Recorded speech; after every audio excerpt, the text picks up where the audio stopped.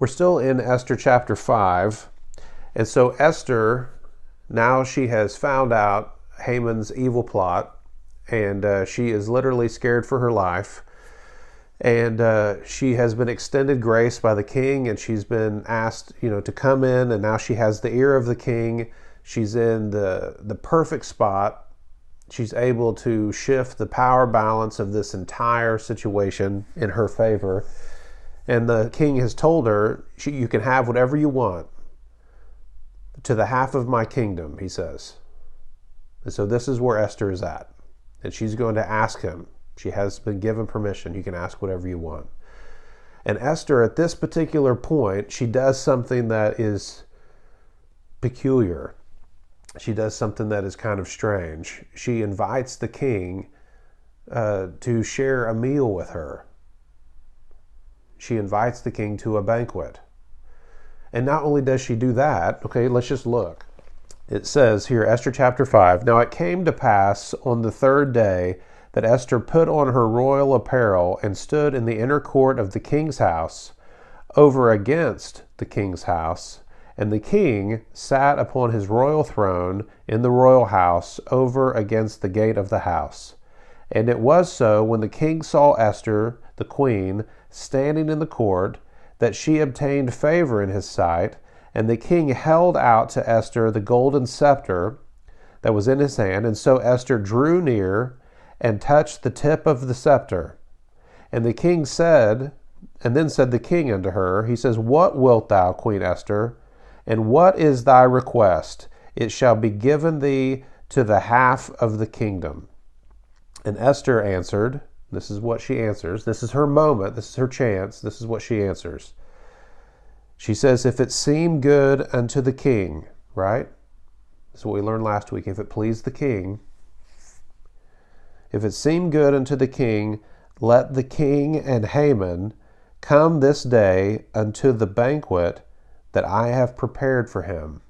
So she's prepared a banquet for him, and she's requesting his presence. And the king said, Cause Haman to make haste, that he may do as Esther hath said. So the king and Haman came to the banquet that Esther had prepared. And it says, and the king was, so now they're at the banquet, and the king, verse 6, the king said unto Esther at the banquet of wine, he says, What is thy petition? And it shall be granted thee. And what is thy request? Even to the half of the kingdom it shall be performed. Okay, so this is her moment now. She's prepared the banquet. She's here.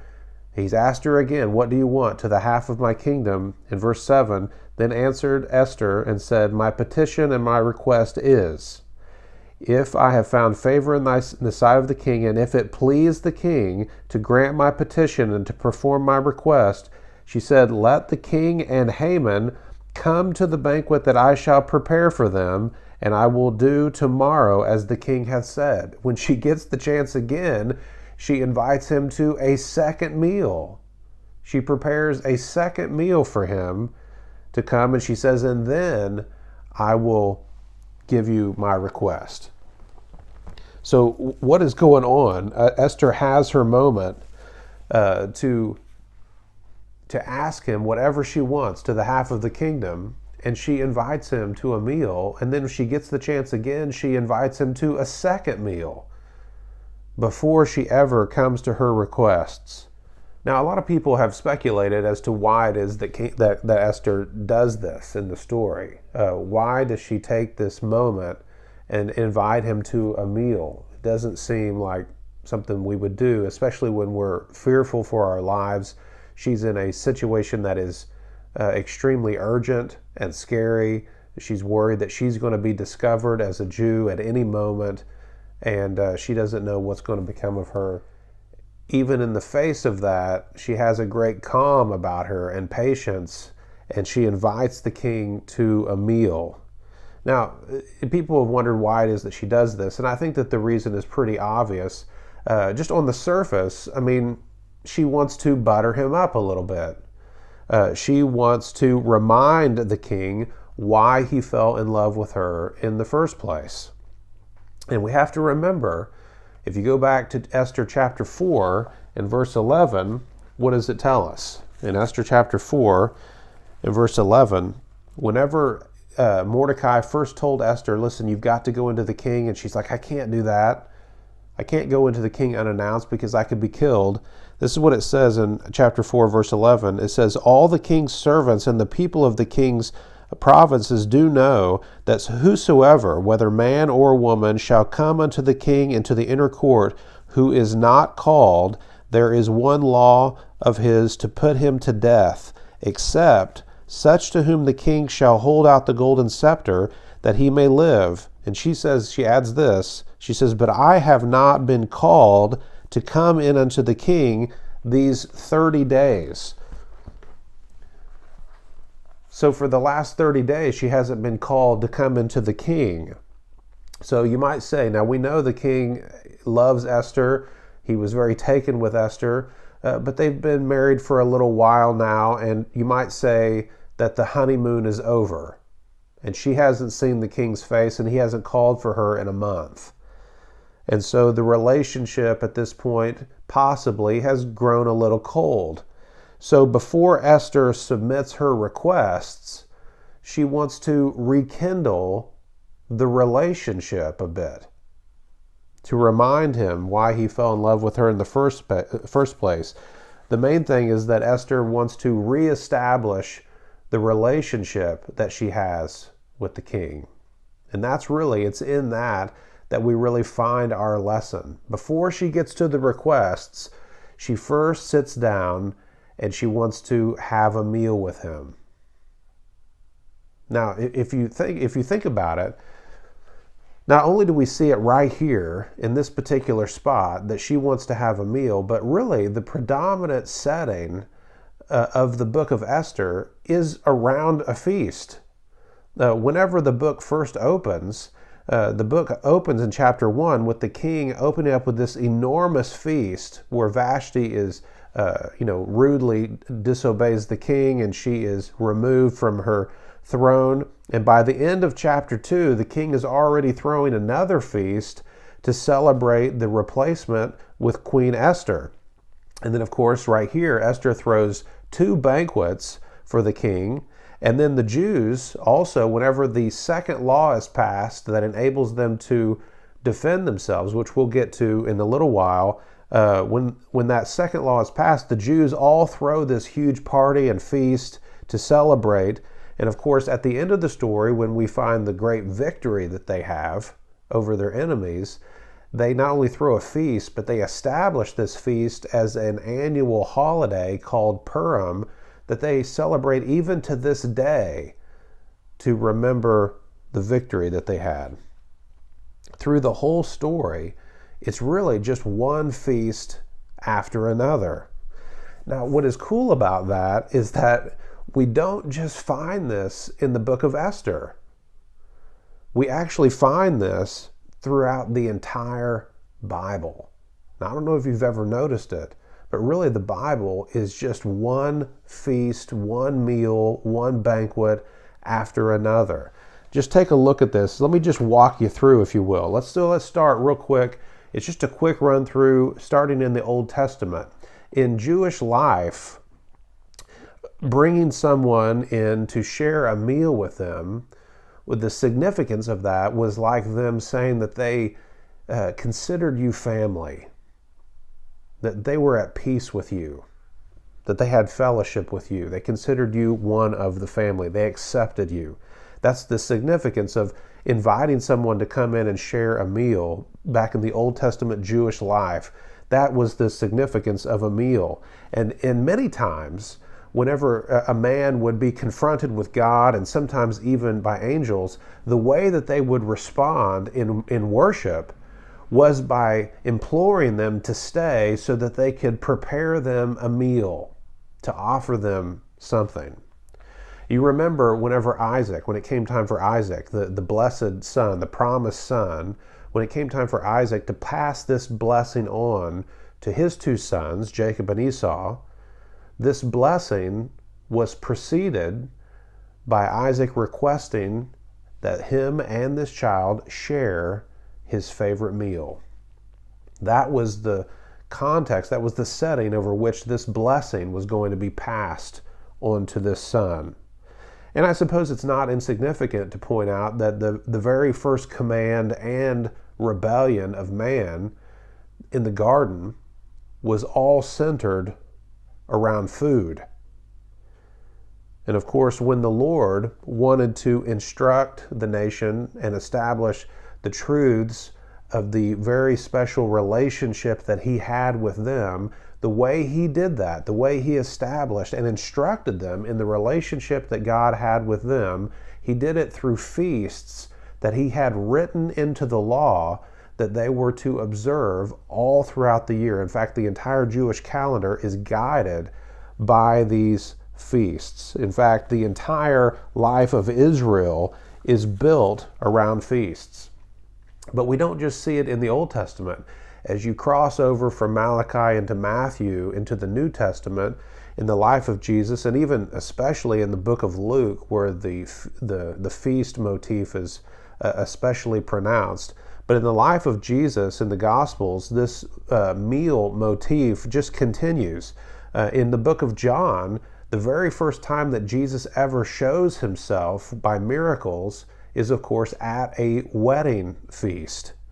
And Jesus used the setting of a meal and gathering with people around the table. He used that setting to really challenge the current religious system and the religious leaders, because he would sit across the table from people who were considered by the religious system, they were called, sinners. And it really offended them, because whenever he would sit across the table with them, it was like he was calling them his equal. And whenever he preached, and he would preach about the kingdom, the way that he oftentimes would picture this for us was when he would preach and invite people to the kingdom, it was like being invited, he said, to a banquet, to a feast that had been prepared. And of course, when he established his new covenant through his blood with his disciples, of course, he did it around the table. He did it over a meal. He did it at the Passover feast. But what about after the resurrection? What about in the life of Paul and his writings? In the life of Paul, the importance of meals is really reflected in the way he describes our boundaries, the boundaries that we have in our relationships. These boundaries really show us just how important a meal is and the significance of it in the relationships that we share. It was when, now they always had conflict between the Jews and the Gentiles when the church came together, the church being made of both Jew and Gentile for the first time ever. And Paul was the one who really reveals this great mystery. And of course, the Jews and the Gentiles hated each other. And so there was a lot of conflict there. But whenever Peter came up to Antioch, you remember when he came up to Antioch, that he was there with the Jews, but whenever some of the leaders from Jerusalem came up, it says that Peter would separate himself and he refused to eat with the Gentiles. And it was at that moment, that's when Paul stood up and said, no, I'm not having that. And it says that he got into Peter's face and he says, no, we are not going to do this. You know better than that. You know that the Gentiles are saved through Christ by faith alone, just the same way that we are. And so how are we going to then go and try to rebuild all of the walls that we've already broken down between us, that Christ has broken down? Then we find ourselves to be transgressors because we're rebuilding the very things that have already been broken down. He says, no, we are not going to have this, because to share a meal with someone, it means fellowship. It means relationship. It means that we're equal. It means that we're family. And Paul simply was not going to stand for it. It was at that moment when Peter refused to share a meal that Paul says, no, I'm not doing it. On the other hand, when it comes to a Christian brother, who is living in sin or is causing division in the body, or holds bad doctrine, Paul says specifically about these people, he says, do not eat a meal with these people. what's the deal with the meal? Why a meal? He says, do not share a meal, because the meal is significant. It means family. It means fellowship. It's the relationship that we have. And he says, with these people, know not to eat. We see this in 1 Corinthians chapter 5 and verse 11. This is where Paul gives us this instruction. Now, he does this in many verses, but here's one verse in particular just to demonstrate the point. He says, but now, he says, I have written unto you not to keep company if any man that is called a brother be a fornicator or covetous or an idolater or a railer or a drunkard or an extortioner. He says, with such a one, know not to eat. He says, you're not supposed to share a meal with these people, because Paul understands the significance of sitting across the table with someone. And he says, with such a one here, he says, you should not sit across the table. And of course, as we look through the whole story, we can see one meal after another, one feast after another. How does all of this culminate for us when we finally get to go home and we get to see our Lord face to face? What does the Lord say that we're going to do? We're all going to sit down and we're going to share a meal together. It's called the marriage supper of the Lamb. From beginning to end, the relationship between God and man is always centered around a meal. And why? Because it really instructs us as to the kind of relationship that God wants with us. It instructs us that he wants a relationship first and foremost, but even what kind of a relationship. He wants an intimate relationship. He wants a present, to be present with us, to be there with us. He wants a familial relationship with us. The meal, the table, the feast, the banquet, it instructs us about the very nature of the relationship that God desires with each and every one of us. And of course, when we look in Revelation chapter 3 and verse 20, what does it teach us? Now remember that Christ here is speaking to the church. He's speaking to the Laodicean church. This is a church that is an apostate church, a church that is without Christ, where Christ is standing on the outside. Christ is speaking to the church that we live in today. And this is his invitation. He says, behold, I stand at the door and knock. If any man hear my voice and open the door, I will come into him, and I will sup with him, and he with me. That's the invitation that he makes to each and every one of us. It's the invitation he makes to the very church that we live in today. The church that is carrying on in religious activities but is without Christ.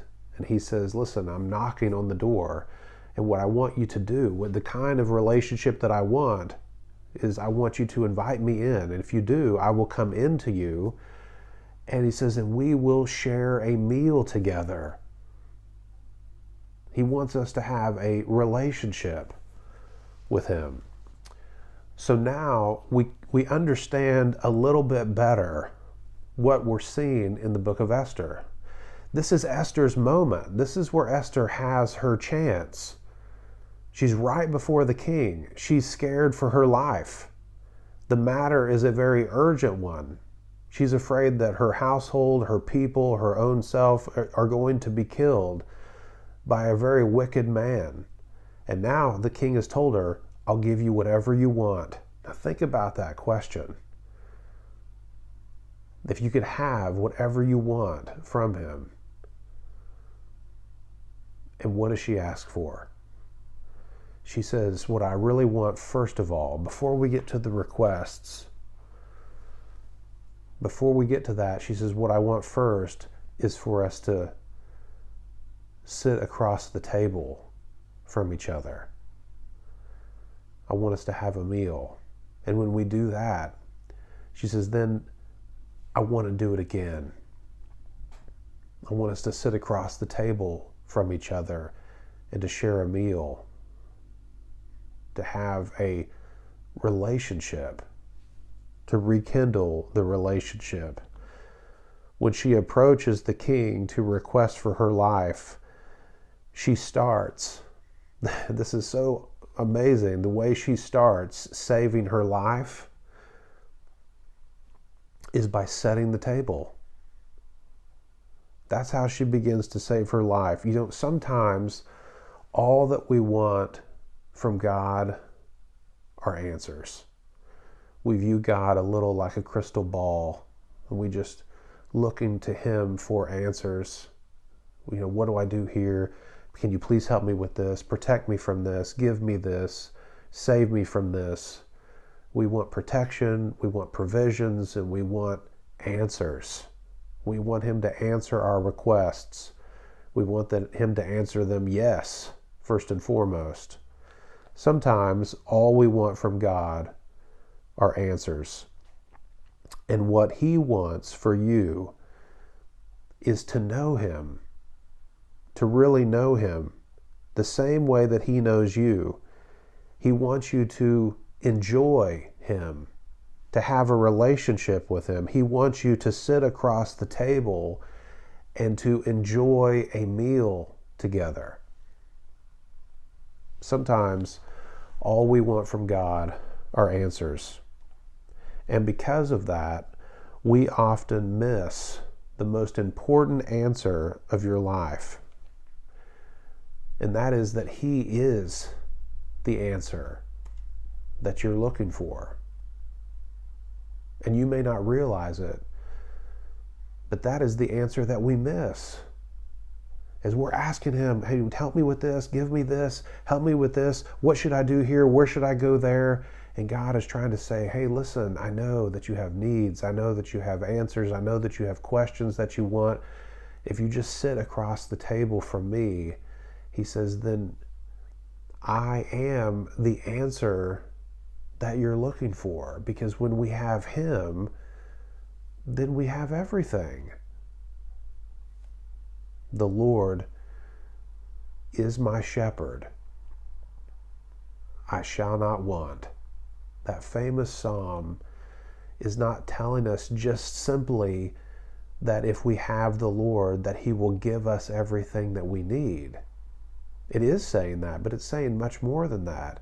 What it's telling us is that when we have the Lord, that we already have everything that we need, because he is the answer. He is our portion in this life.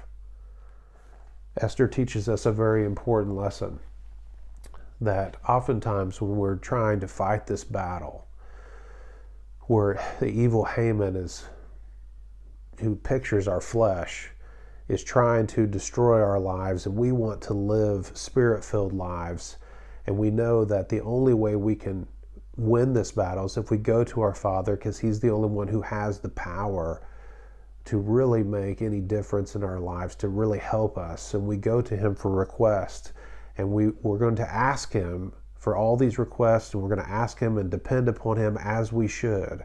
But we learned an important lesson today in Esther, that before we get to the requests, we need to focus first upon the relationship. That's what God really wants. He doesn't want us to treat him like a magic genie that offers us 3 wishes. He wants us to know him. He wants us to have a relationship with him. So we need to take a lesson from the book of Esther today, that one of the best ways, the most important ways that you can begin to save your life is by setting the table.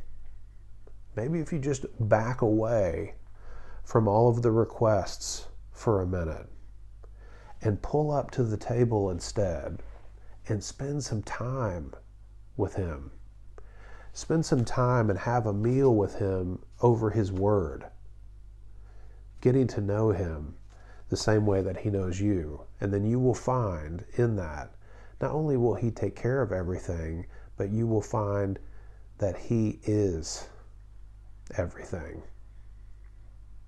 All right, I'll see you next week, where we will find out about one of the most vital steps. When you get this in place, the relationship in place, one of the most vital steps that you can take to defeat your flesh is what we're going to learn about next week.